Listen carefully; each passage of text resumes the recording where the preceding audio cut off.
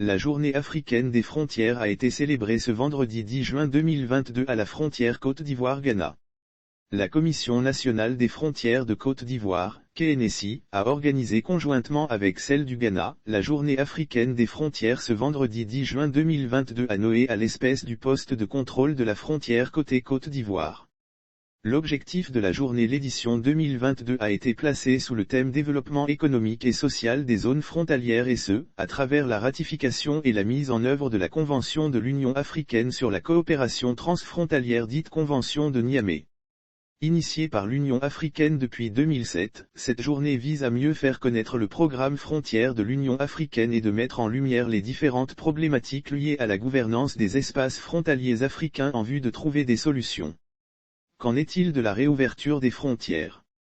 En tout cas, c'était la préoccupation majeure des populations. Cette commémoration était placée sous le sceau de la coopération transfrontalière avec le Ghana et meublée de diverses activités sociales culturelles. Je demande pardon au gouvernement pour la réouverture des frontières au cours de la célébration, les populations étaient tout ouïes quant à la délivrance d'un message relatif à la réouverture des frontières. Malheureusement, ils n'ont pas eu gain de cause et doivent encore prendre leur mal en patience. Nos élus et nos populations nous interpellent. Ces problèmes sont déjà traités en haut lieu. Vous savez que le président Alassane Ouattara et son homologue du Ghana se retrouvent régulièrement lors des rencontres de l'Union africaine et évoquent ces problèmes.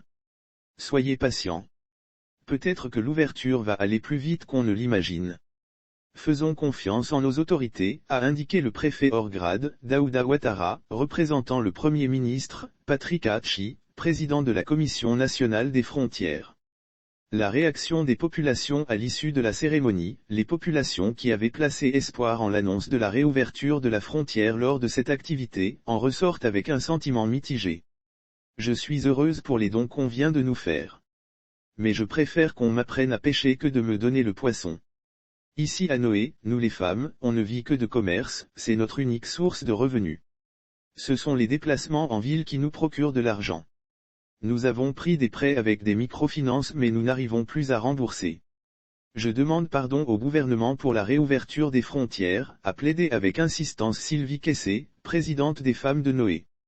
Lire aussi Côte d'Ivoire-Ghana fermeture des frontières, le calvaire des opérateurs économiques, voici les facteurs qui retardent la réouverture si le Ghana voisin a ouvert la frontière de son côté, à quand la réouverture de la frontière côté Côte d'Ivoire.